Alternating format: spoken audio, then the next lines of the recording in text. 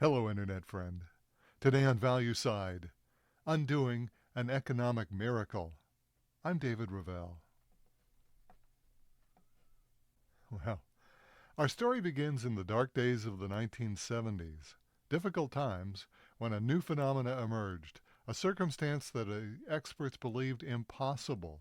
The country fell into a vicious trap of both high unemployment and high prices. Economists had thought that high prices were a sure sign of high demand, driven by high employment. But here we were, in a curious case of high unemployment and yet rising inflation. It would take years before economists labeled this situation as stagflation. You see, in the economist's perfect world, the one America was designed to replicate, consumers were the ones who drove prices. As more Americans had better paying jobs, they would naturally be willing to bid up the cost of their favorite goods and services. It was demand push inflation. And the 70s seemed to reverse all the economic rules. We certainly had high inflation, but also many Americans were out of a job. What economists missed back then was that another entity had entered our market system, the government. The federal government was rapidly becoming the largest spender in the marketplace. And there was one government leader in particular, Lyndon Johnson, who had taken spending to a whole new level. Johnson thought that America could support both the Vietnam War and the most extensive social program in history called the Great Society. The result was a gigantic government deficit. Sound familiar? Causing increasing depreciation of the U.S. dollar. It took more dollars to purchase the goods and services that Americans wanted. Or, from the customer's perspective, it looked like prices were rising. In other words, inflation. So LBJ set the dismal 70s in motion with his guns and butters policy of the late 1960s. But it took two other presidents to add to the nation's financial woes. Tired of the war, Americans elected Richard Nixon in 1968. And like the present occupant of the White House, Nixon instituted a wide range of policies and initiatives, from workplace safety to international trade, and, to significantly most important, wage and price controls. Now, why is it that so many of our presidents come down with Potomac fever upon their election? The illusion that as president they can solve all our problems. Well, Nixon had a full dose, and when he realized inflation was raising its ugly head, he immediately decided he could control prices and thereby eliminate inflation. Apparently no one had told him that Johnson's overspending had created much of the inflation in the first place. So we now had a real kettle of fish, a smelly situation in which market forces no longer influenced prices, creating massive imbalances between supply and demand. America was no longer acting like the free market capitalist society that we had always been.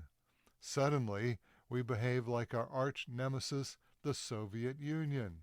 And surprise, surprise, we would experience much the same problems that the Soviets endured: low productivity, high prices, and a discouraged populace.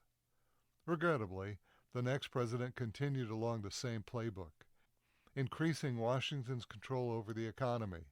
Jimmy Carter's plan to control energy costs was to drive more slowly and lower the heat in your homes. Hardly a scintillating solution to our financial woes. At last, it came to a retired actor from California to grasp the heart of the issue. Writing into the presidency on a simple question, "Are you better off today than 4 years ago?" Ronald Reagan became the first president in 17 years to understand this basic principle of a free market economy. Each consumer has to be free to choose, as Milton Friedman said, free to choose their purchases, while each producer and service provider also has to be free to set their price and thereby determine their profit.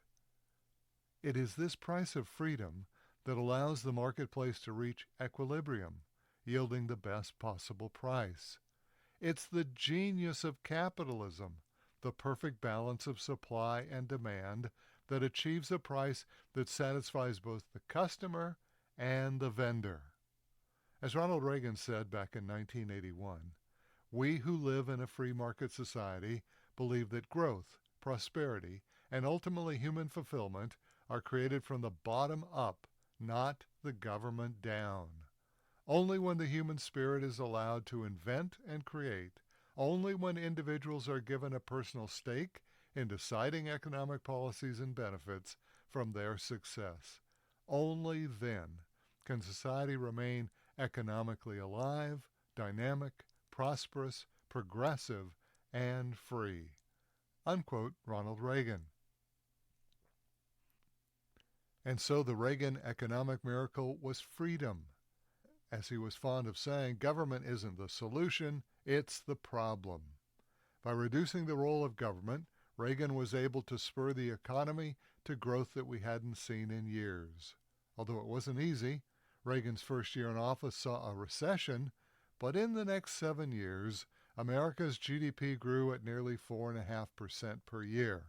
Without further recession, it was a remarkable turnaround. Today we have another president who follows that long line of leaders who think they can solve all of our economic problems. President Donald Trump has launched the most sweeping and volatile tariffs in our nation's history, far above those imposed during the Articles of Confederation or the Smoot-Hawley tariffs of the 1930s. Through the Trump tariffs, he has set himself as the ultimate arbiter of import prices. Although many of these trade items go through many hands, producer, import agent, rail and truck transportation, retail store, and so on, they must all conform to the latest iteration of Trump's tariffs.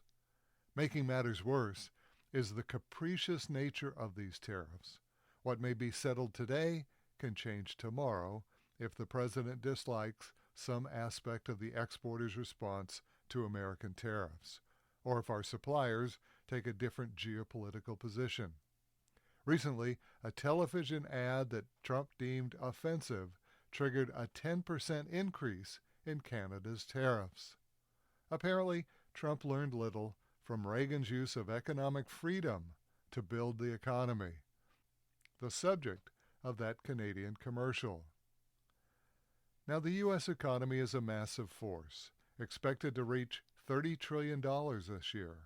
Millions upon millions of Americans are involved in the production and consumption of the goods and services that make up that economy, with millions more involved in the international supply chain that provides additional components and commercial items used by the assemblers and manufacturers throughout this nation. When analyzed properly, the price component of this economy is simply overwhelming. No individual, no matter how well connected, can comprehend, much less direct, the millions of price decisions involved in its operation. The very thought that import tariffs, and therefore end prices, can be adjusted at 3 a.m. by one person is unfathomable. But that's the situation we find ourselves in. Our economy functions with incredible precision. Any reform, no matter how well intended, can have an impact that may last for years. Now, the 1970s were the last time we had the toxic combination of high government deficit and strong government controls, like Nixon's wage and price controls and Trump tariffs. The result was that economists had to invent a new term for the outcome, stagflation. It's hard to imagine that things will turn out differently this time. And that's today's Value Side. For all of our articles, references, and podcasts, visit valueside.com. I'm David Ravel. Value Side is independently written and researched. The views expressed are strictly my own.